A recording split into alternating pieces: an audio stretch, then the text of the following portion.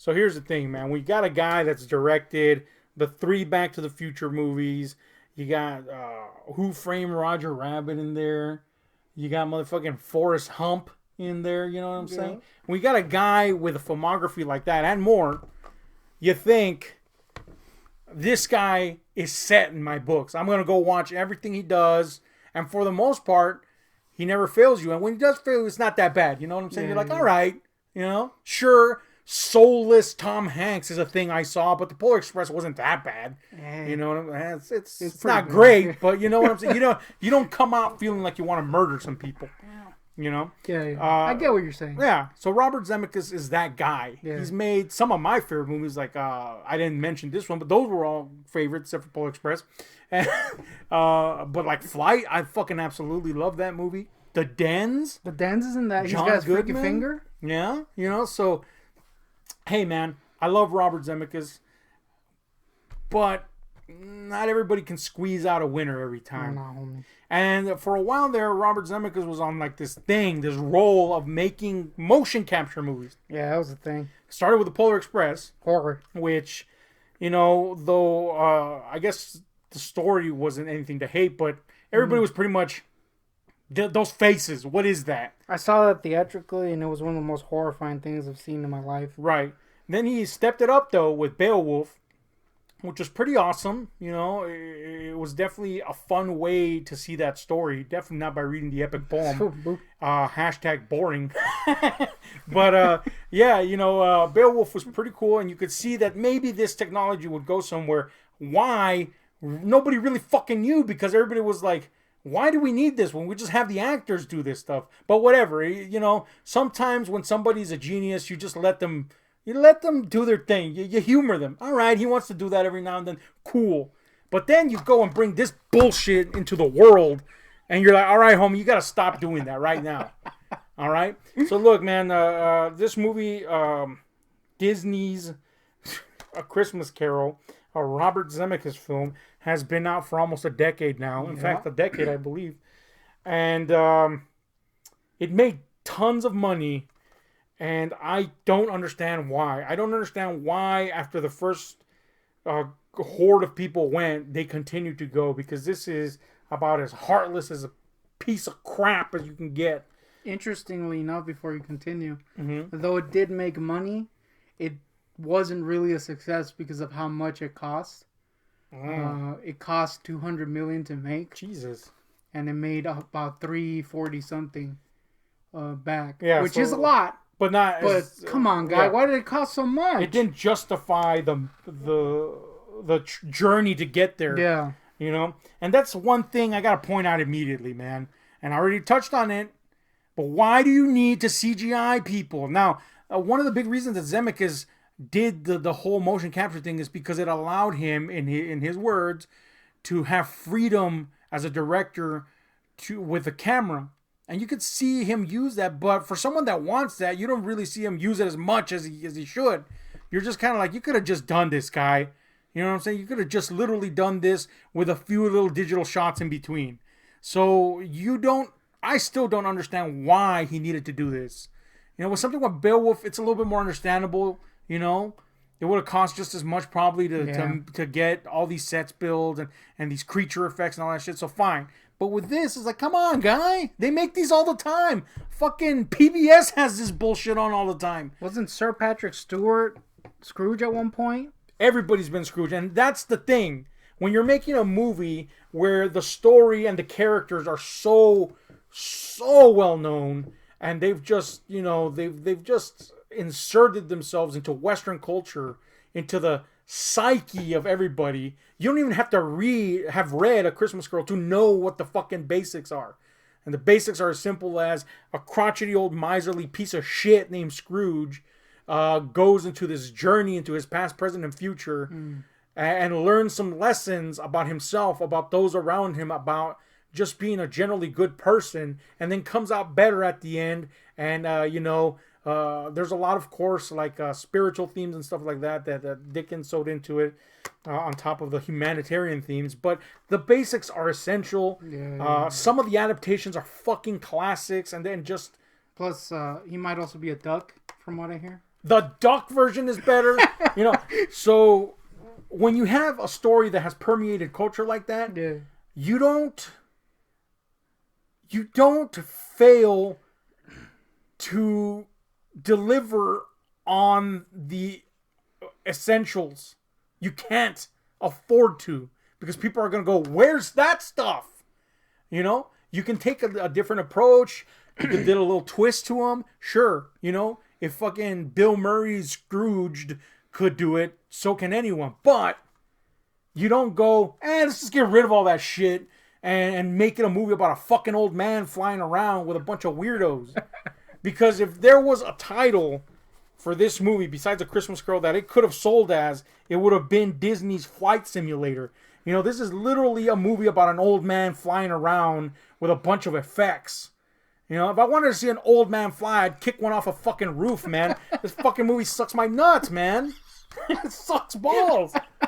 So the bad thing is that it starts well. You know, you get the essentials. You get Scrooge being a dickhead. You get Cratchit played by a horrendous looking Gary Oldman. You know, I love me some Oldman. I love to see him disappear into makeup and make something amazing. Here he disappears into his own face, which they have scrunched down into this hideous gnome creature that I want to punch. I wanted to punch Gary Oldman in this, man. Imagine his face on a grotesque short being. You know what I'm saying? I hated it, man. A grotesque short being. It was horrid, man. So anyway, yeah, it starts well enough. You know, we get the basics of the story with Scrooge being a miserly dickbag, and you think you're gonna get the Cratchit, you know, his assistant being sent home, and then we get to see insight into his life. But no, you don't get to see any insight into Cratchit's life. You get to see glimpses of it later on down the road, but none of that is done. Any character surrounding Scrooge is not built upon, elaborated upon, to the point where you're invested in them. All we get is Scrooge galore, and that's fine for the beginning, but once those ghosts show up, this movie goes off the fucking rails. And by off the rails, I mean on the rails, because it feels like one of those games where you're just going on a rail, shooting stuff and seeing stuff. You know, literally this is a better House of the Dead than House of the Dead was. It really is. It's more terrifying, that's for sure. So look, man, here's the problem. Once the ghosts come in, you should be taken on a journey into this man's past, and where he sees what made him the way he is, and what effects it has on those people around him, and what effects it may end up having. That's what you should see. Instead, what you get is a weird fucking candle guy going, hey, I'm the ghost of the Christmas past guy. By the way, this is just Jim Carrey's face in the fucking candle. And when it moves side to side, the face kind of stays stable.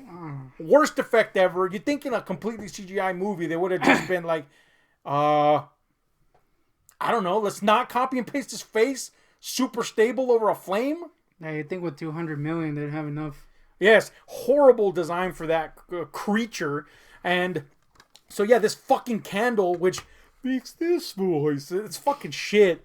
You know, he rips fucking Scrooge's arm out of its socket and hurls him across the land in a sequence that I can only describe as 7,000 hours of flying, man.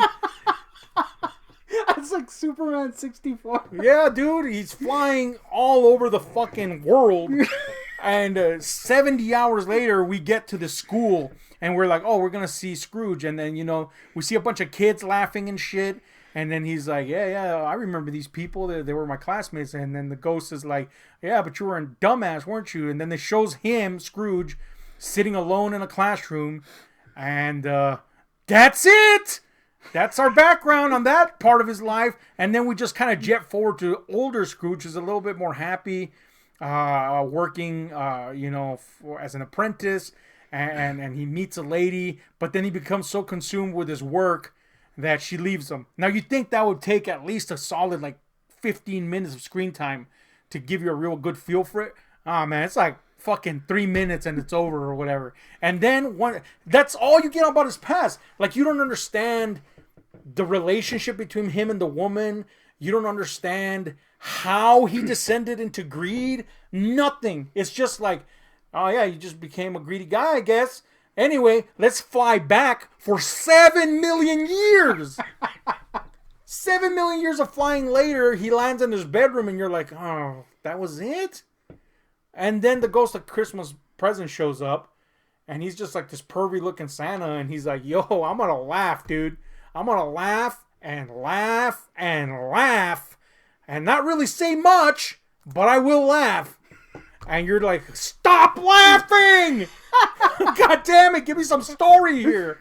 So anyway, this motherfucker, spirits him away. And by that, I mean flies him 7 million years to his nephew's house. And the nephew is introduced in the intro real briefly. And you're like, he's like, hey, come home for Christmas, Unc.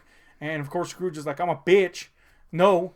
So anyway, he shows him, and his nephews and his family are all like making fun of him and shit of Scrooge not being there. And anyway, that's about it. That's about all we get on that end. And you're like, what the fuck was that? Where's the substance? Where's the material? Give me something. And then the guy's like, hey, let me laugh. And then, and then let's fly. Let's fly. Let's fucking fly, man. Let's fly across fucking leagues of oceans, apparently. And ocean? Wouldn't that be swimming? No, they're flying, baby. Let's fly to this other house. And then finally we get some Cratchit stuff, right? And you're like, oh, Cratchit, he's hideous. Let's see what's going on. Everybody knows about Tiny Tim, right? With his little gimp leg and shit. Yeah, he died playing a song or something. Not that Tiny Tim. Oh, damn. Everybody knows about Tiny Tim, although I guess he kind of was gimpy. Anyway, everybody knows about Tiny Tim and his little gimp leg and Cratchit being poor. And, that's kind of like a big part of Scrooge's redemption and feeling guilt and all that jazz. Here we're just like, hey, let's drop us in this confusing mess of people and be like, just exposition dialogue of like, yeah, Timmy's certainly gonna die, guy. And then they were like, oh shit, we're getting to some meat here. Nope, a few minutes, and we're like, hey, guy, I'm gonna laugh, and then we're gonna fly again. You know what I'm saying? Why does this guy laugh so much? Dude, he laughs a lot and he flies a lot. And you're like, God damn it, dude. Can we stop flying and focus on the story?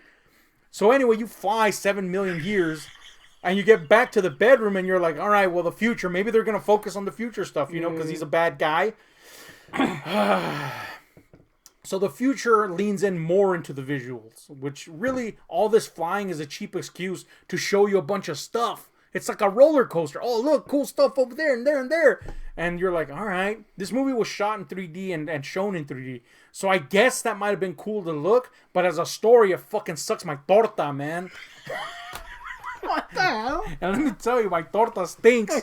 Anyway, so this motherfucking, he flies him back, to his bedroom. And okay, Ghost of Christmas Future. That's the scary one. At least that'll be cool, right? Yeah, is it cool? So visually, it's kind of cool. We get the little Reaper action going on.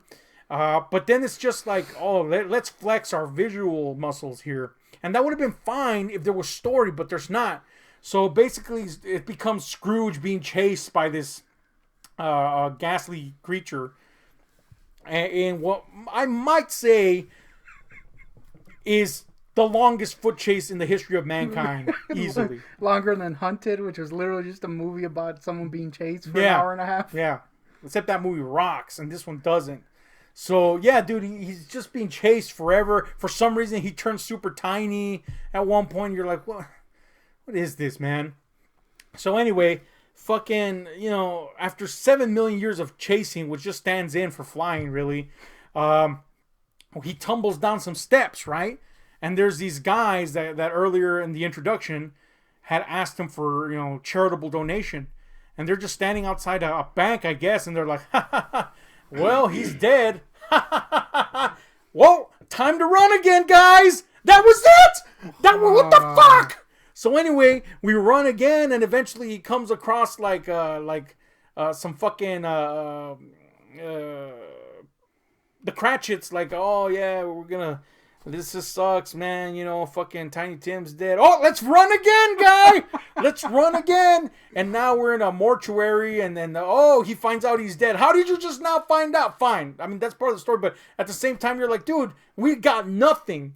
We got nothing. So you kind of understand why he just found out, because you literally got Nathan going on here story-wise.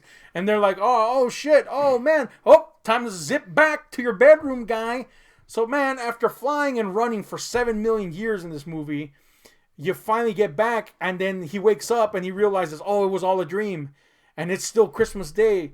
I'm going to make amends now. And he's all happy. And the ending feels completely different to everything you just saw. So the beginning and the ending feel like a Christmas Carol, the story. But that middle is just fucking flying and running with like the tiniest glimpses of story. And it's just an atrocity, man. It's a fucking atrocity. I hated every moment of it. Which is sad, because at the beginning I was like, this is going to be a cool take on this. You know what I'm saying? But nope.